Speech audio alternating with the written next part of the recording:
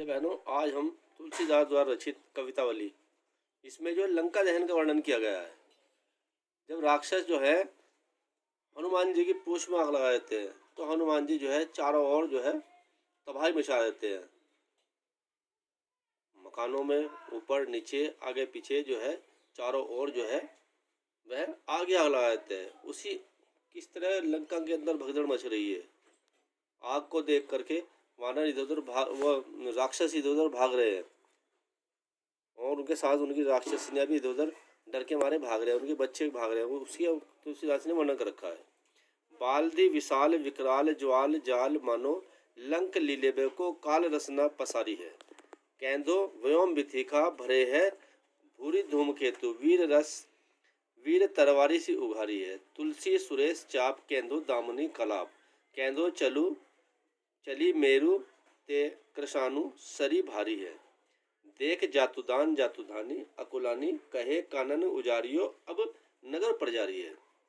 जो बानर है अर्थात हनुमान जी है, वह अपने बाल्दी जो है पूंछ उनकी जो है आग लगी हुई है और विकराल रूप धारण कर रखा है। ऐसा लग रहा है कि चारों ओर ज्वालाओं का जाल सा फैल गया है। यहाँ उत्प्रेक्ष अंकार है, मानव शब्द है। तो लंक लीलेबे को काल रसना प्रसारी है। उसको देख करके कवि कल्पना कर रहे हैं कि लंक लीलेबे को निगलने को काल ने अपनी रसना में जुबान या जीवा फैला दी है। काल ने लंका को निगलने के लिए अपनी जीवा फैला दी है। कैदो मेमकिति का भरे है भूरी धूमकेती। जब उसे देख करके ऐसा लग रहा है कि आकाश गंगा जो है पुच्छल तारों से भर गई है। धूमकेतु ऐसे भर गई है। ये पुच्छल तारे ऐसे होते हैं कि आग निकलती रहती है, तो उसे देखकर ऐसा लगता है जैसे इसकी पूंछ बन गई हो, और ये अशुभ के प्रतीक होते हैं। वीर रस वीर तलवारी सी उघारी है। और ऐसा लग रहा है कि कवि कल्पना कर रहा है कि किसी वीर ने वीर रस में भर करके म्यान से तलवार निकाल दी हो जो चमक रही है। तुलसी सुरेश चाप, या फिर ऐसे लग रही है कि जैसे आकाश में इंद्रधनुष बन गया हो, अनेक रंग उसमें आ गए हो। केंदो दामनी कलाप, ऐसा लग रहा है कि बादलों के बीच में जैसे बिजली चमक रही है। केंदो चली मेरुते कृषाण सरी भारी है। यह ऐसा लग रहा है कि सुमेरु पर्वत से आग की नदी जो है वो बह रही है। देख जातुधानी अकुलानी कहे, और इसको देख करके जातुधान माने राक्षस, जातुधान माने राक्षसनिया व्याकुल होकर के आकुलित होकर के कह रही है कानन उजारियो अब नगर पर जा रही है। कि इस बंदर ने पहले तो कानन को अर्थात शोक वाटिका को उजाड़ा है, अब नगर को उजाड़ने के लिए आ गया है, नगर की बारी आ गई है। फिर देखिए बंदर का अर्थात हनुमान जी का कैसा उछल कूद का वर्णन रखा। हाट बाट कोट ओट अट्टनी अगार पौरी खोरी खोरी दोरी दोरी दिन है अति आगी है। आरत पुकारत समारत न कहू काहू व्याकुल जहाँ सो तहाँ लोग चले भागी है। बालदी फिरावे बार बार झहरावे झरे बूंदिया से लंग पंगलाई पागी है। तुलसी विलोकी अकुलानी जातुधानी कहे चित्रकू के कपी सो निशाचर लागे। बंदर जो है वह जो है ऊपर दिखाई दे रहा है, नीचे दिखाई दे रहा है, अट्टालिकाओं पर बैठा है, पौड़ियों पर बैठा है, रास्तों में बैठा है, और जहाँ बाज आ रहे हैं वहाँ दिखाई दे रहा है, और खोरी खोरी खोज करके और दौड़ दौड़ के हर और आग लगा रहा है। आरत पुकारत समारत न को, कोई किसी को नहीं संभाल रहा है, केवल हाहाकार पुकार मची हुई है। व्याकुल जहाँ सो तहाँ लोग चले भागी है। व्याकुल होकर के लोग जिन्हें जहाँ दिख रहा है उधर उधर भाग रहे हैं। बालदे फिरावे बार बार झहरावे झरे, और हनुमान जी बार बार अपनी पूंछ को फैलाते हैं और उसे बार बार घुमा करके उससे आग जो नीचे झाड़ देते हैं। बूंदिया सी लंग पंगलाई पाग पाकी है, और उसे देख करके ऐसा लग रहा है कि जिस तरह कोई पाग पका रहा हो, लंका भी जो है पाग की तरह नीचे टपक रही है, पिघल रही है। तुलसी विलोकी अकुलानी जातुधानी कहे, तुलसीदास जी कह रहे हैं कि जो राक्षसनिया है वह व्याकुल होकर के कह रही है चित्रकू कपीसो निशाचरने लगे। कि जो हमारे राक्षस हैं, ये बंदर तो क्या, बंदर के चित्र के पास भी कभी नहीं जाएंगे। इनके हृदय में इतना भय आ गया है कि ये हनुमान जी से इतना डर गए हैं कि ये तो उसके बंदर के चित्र के पास भी जाने से बहुत कतराएंगे। लपट कराल ज्वाल जाल माल दहु दिशी धूम अकलवाने पहचाने कौन काहिरे। पानी को ललात बिललात जरे गात जात परे पाइमल जात भरात तू निभाई रे।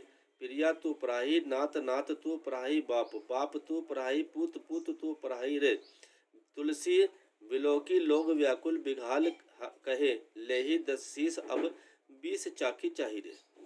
कि लपट कराल ज्वाल माल दहु दिशि, वो लपटों का आग जो है ऐसे ज्वाला बन गई है, और उसे देख कर कवि ने कल्पना करा है कि 10 दिशाओं में जो है आग फैल गई है। धूम अकुलाने पहचानी को नहीं कायरे, और धुआं इतना फैल गया है कि सब एक दूसरे को पहचान नहीं पा रहे हैं। पानी को ललाट, और पानी की उन्हें प्यास लग रही है। बिललात जरे गात जात, और पानी की प्यास के लिए उनके गात जो है देह जो जली जा रही है। परे पाइमल जात बरात तू निभाई रे, और एक दूसरे को कह रहे हैं कि अपने आप को बचाओ। प्रिया तू पराई है, प्रिया अपने आप को बचा लो। नाथ तुम अपने आप को बचा लो। हे बाप तुम अपने आप को बचा लो। हे पुत्र तुम अपने आप को बचाओ। तुलसी बिलोकिए लोग व्याकुल बिहाल कहे, तुलसी आज कह रहे हैं कि लोग व्याकुल होकर के, दुखी होकर के, बेहाल होकर कह रहे हैं, ले ही 10 शीस अब 20 चाकी चाहिए। कि हे 10 शीस अर्थात रावण, अब तुझे ये बानर जो है 20 शिक्षा देने के लिए आ गया है। पिथिका बाजार प्रति अट्टनी अगार प्रति, पवरी पगार प्रति बानर बिलोकिए। गलियों में, बाजारों में, अट्टालिकाओं में जो है, घरों में, पौड़ियों पर, सब जगह उन्हें बानर ही बानर दिखाई दे रहे हैं। ये मनोवैज्ञानिक बात है कि जब हमारे हृदय में कोई डर होता है तो हमें अंदर बाहर सारी जगह वही दिखाई देता है। तो उसी का वर्णन तुलसीदास जी ने कर रखा। आध उर्द बानर, नीचे ऊपर बानर ही बानर दिखाई दे रहे हैं। विदेशी दिशी बानर है, दिशाओं में और विदिशाओं में, जो उनके कोने हैं दिशाओं के उनमें, और जितनी 10 दिशाएं सारे जो है वहाँ पे बंदर ही बंदर दिखाई दे रहे हैं। मानहू रहे हो भरी बानर तिलोकी, और इन्हें देख करके ऐसा लग रहा है कि तीनों लोग जो है बंदरों से भर गया है। मानहू, जहाँ पे मानू आएगा वहाँ पे उत्प्रेक्षा अलंकार होता है। मूंदे आंखी है, डर के मारे अगर राक्षस आंखें बंद करते हैं तो उन्हें अपने हृदय में दिखाई देता है। उघारे आंखी आगे आगे खटाड़ो, अगर वो आंखें खोलते हैं तो उन्हें सामने दिखाई देता है। धाई जहाँ तहाँ और कौ के, और जहाँ जहाँ भी उन्हें पुकारते हैं, किसी को पुकारते हैं तुरंत वहाँ पर बंदर आकर के धमक जाता है, वहाँ पर खड़ा हो जाता है एकदम से। लेहू अब लेहू लब, तब कौ ने सिखायो मानो, सोई सतराई जाई जाही जाए जाए। अब राक्षस कह रहे हैं कि पहले हमने आप मना किया था कि इस बंदर से छेड़खानी ठीक नहीं है, तो और उल्टे हमारे ही ऊपर जो है लोग गुस्सा होने लगते थे। अब अपने करने के फल को आप ही भुगतो, इसको कोई और नहीं भुगतेगा, पीछे तुम्हें भुगतना पड़ेगा। तो भैया बहनों, इस प्रकार से हमने जो है कवितावली का आज अध्ययन किया। इसके अंदर जो है भयानक रस है, और उत्प्रेक्षा कहीं कहीं पे जो है उपमा अलंकार भी इसके अंदर आया है। धन्यवाद।